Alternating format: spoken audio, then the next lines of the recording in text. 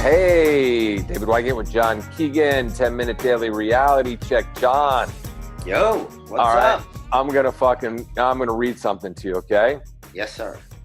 One of our favorite actors, somebody who, basically started in some very campy movies, I'm not gonna tell you his name yet, okay?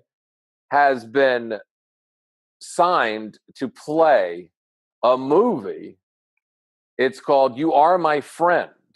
Okay. Now, you don't know what this is yet. No, I This don't. man starred in a great movie called Splash. He was an emaciated man in the streets of Philadelphia. Ah, Okay. He saved Private Ryan. You know who I'm talking about. yeah. And he was the captain on some fucking ship, and he was also alone talking to a volleyball. He was also a bosom buddy. He was also a bosom buddy. So the movie is called You Are My Friend. Okay. Now, there was a character when we were growing up that used to wear a sweater and put on slippers when the shows started. Do you know who that character is? I know who it is. Tell everybody. Won't? Mr. Rogers. Right. So Tom Hanks is playing Mr. Rogers Wow. in a fucking movie. It makes sense because Tom Hanks is like the modern day Mr. Rogers. He kind of is, right? Yeah, Mr. Goody Two Shoes. Yeah. It really is. So Wholesome. he's wholesome. So Yeah. today, I want to talk about what was your favorite childhood TV memory and why? Like, was it Mr. Rogers? Was it End of the Lost? Was it a Brady Bunch episode? What was your favorite one? I mean, did I tell you that we watched during the holidays? We watched a Happy Days marathon one night. I loved Happy Days. Okay. Yeah. This is what was so brilliant. I have never really watched reruns of Happy Days because Happy Days for me started in high school and went through college, right? And I wasn't really watching reruns at that time. And if I was usually too stoned to remember what the rerun was, right? So I would watch Happy Days. We watched it a couple of nights. I remembered lines. I remembered like the scene. I remembered the girl that he was kissing, the one that was chewing the gum. I remember the one with the burglar when Richie was home with the Asian flu, right? I watched all these episodes and I thought to myself, holy shit, I can't remember a fucking thing about what I learned in school.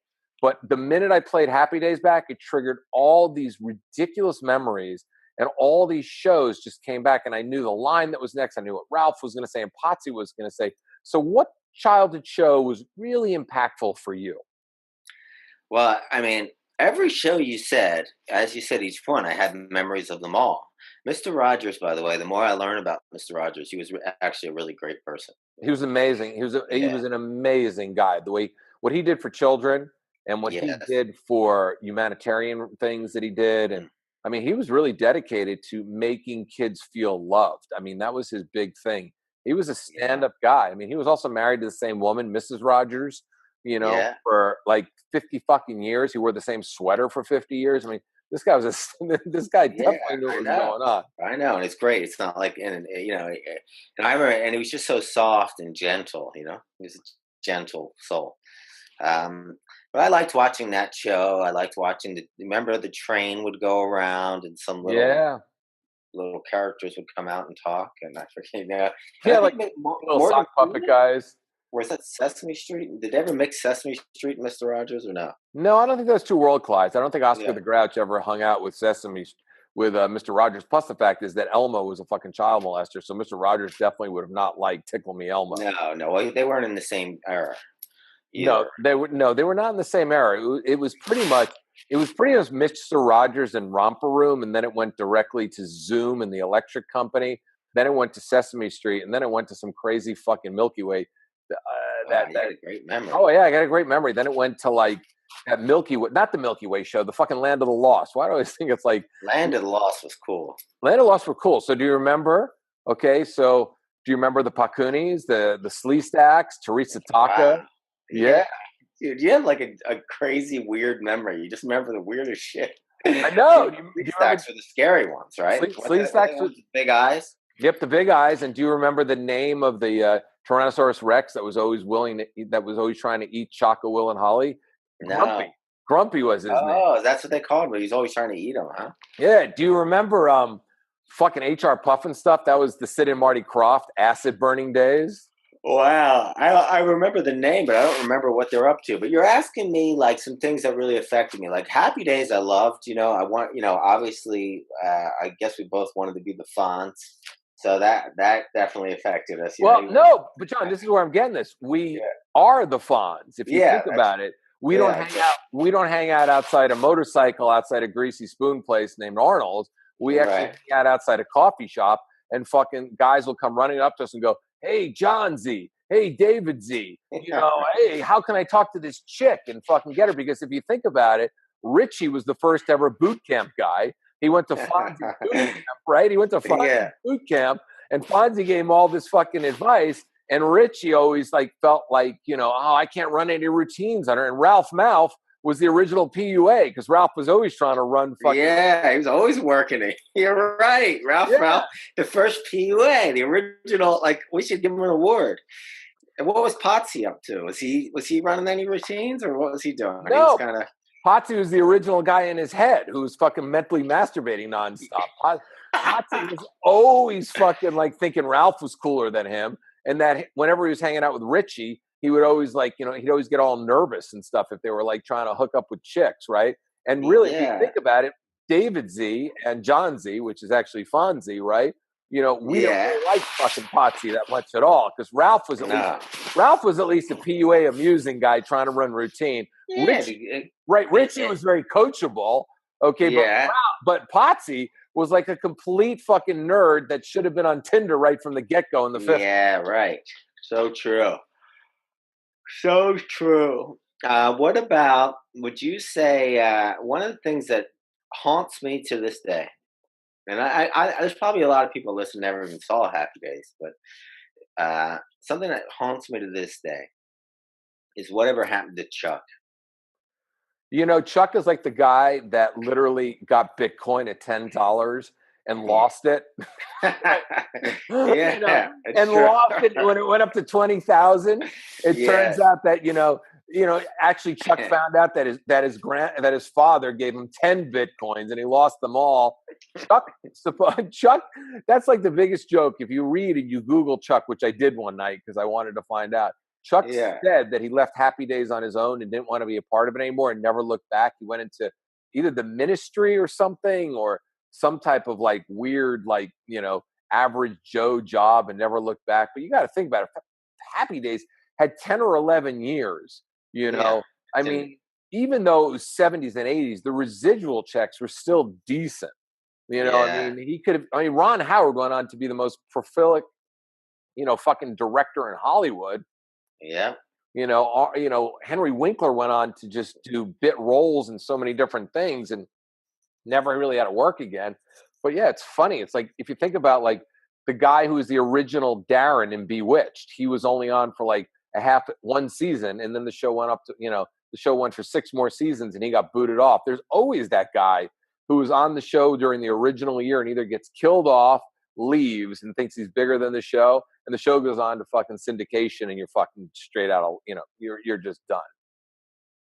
Well, yeah, I mean, look, at least Chuck didn't kill himself, I guess. But at least, so he did live. So he just left the show after 2 episodes and that was it. Well, it was weird. They never even said that, he ever existed after that. No, they talked about him sometimes. I mean, Joni kind of talked about him a little bit, but he kind of died by season, because I watched a couple of season 2s and he was actually in one season 2 episode. But then I think by season 3, it's like Chuck never even existed. All of a sudden, Fonzie started living over the garage. Remember those episodes when Fonzie was living over the garage? Cool. Yeah. Yeah, he had this great fucking relationship with Mr. and Mrs. C. Yeah.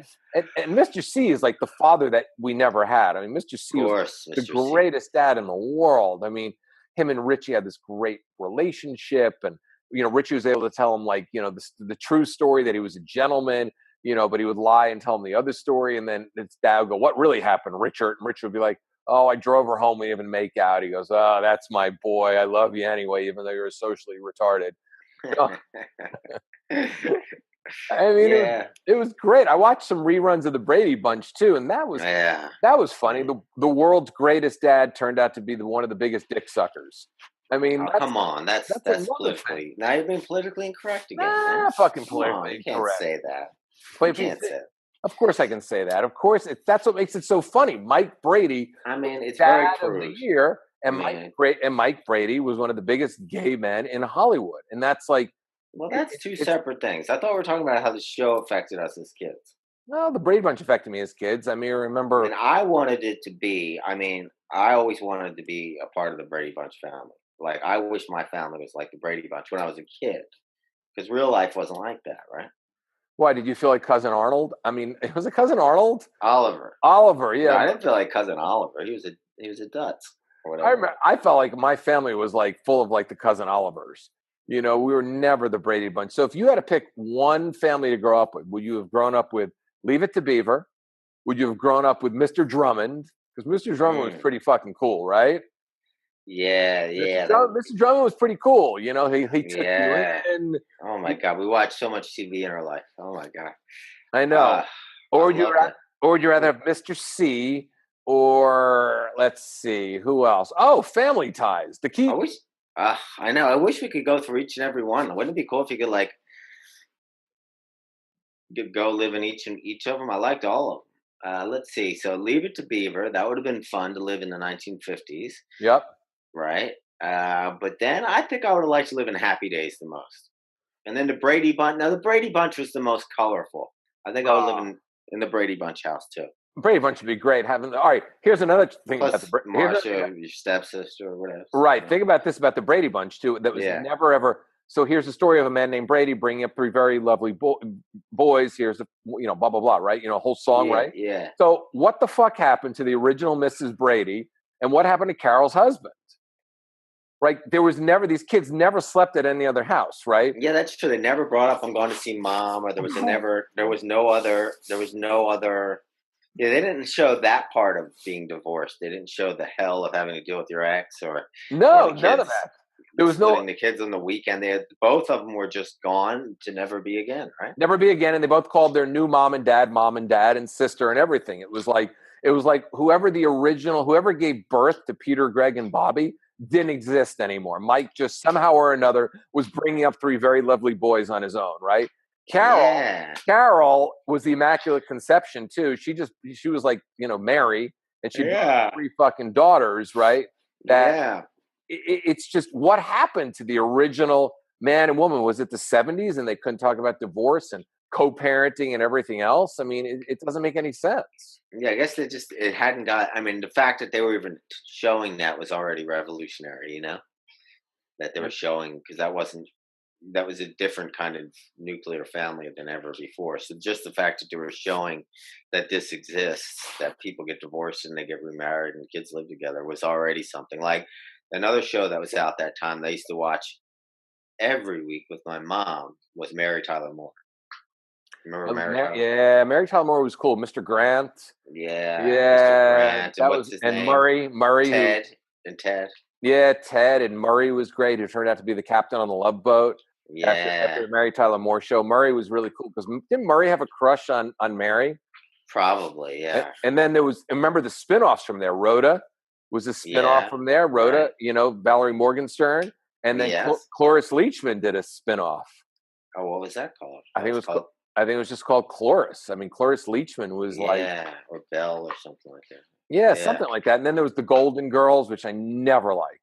yeah. I never got into that one. Yeah, I never got into Golden Girls. I never really got into the Facts of Life. Facts of Life I used to like when I was a kid. Yeah, I like Yeah, that one. I Joe didn't, Polnicek.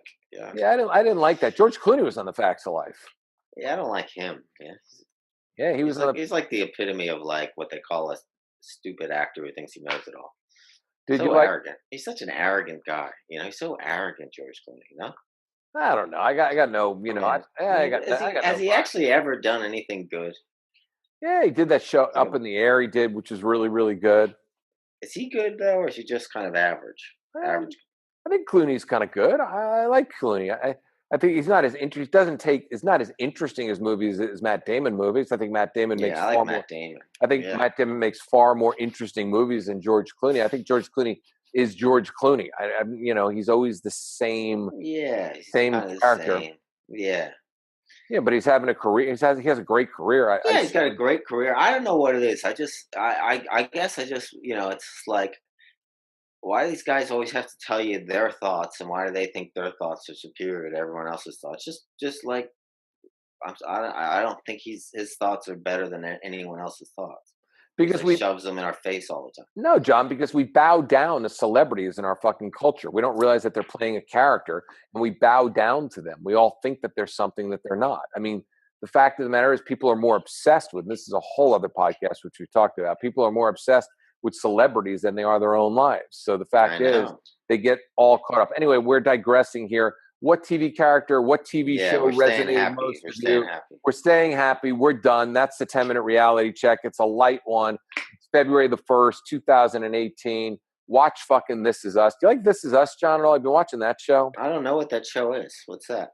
Kind of a good show. It's good. It's kind of campy. What are you watching now? You watching anything now that you can recommend to people? Well, let's see. You know what I'm gonna watch? I like this show called Crashing on HBO. The first season was a little slow. The second season's picking up. It's pretty funny. It's about stand-up comedians, and this one stand-up comedian specifically, and we follow him. But then Bill Burr's in it. Artie Lang's in it. All these other characters come in, but you're kind of following this dopey guy who's. He's real dopey, and then I watched it. Yeah, it's fun. Yeah, it's a fun show.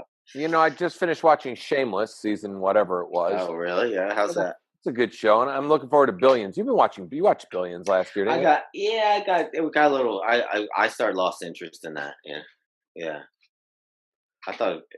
I mean, I get it. I get why you would like it, but I lost interest. Yeah, I like it. Anyway. TV shows today, light, funny, little airy thing. Happy Days is the best. Fonzie jumped a shark in a leather jacket. That's the ultimate in coolness. Right. We learned that Richie was the first guy who went to a boot camp, and Ralph Malph was the first PUA. You can find John on The Awakened Lifestyle. John will be back this week. We will see you tomorrow. David Wygant from davidwygant.com out. And John, this is happy advice that doesn't suck. That's the truth. All right. Happy day, guys. Happy days. Na. Happy days. Tuesday, Wednesday. Happy day.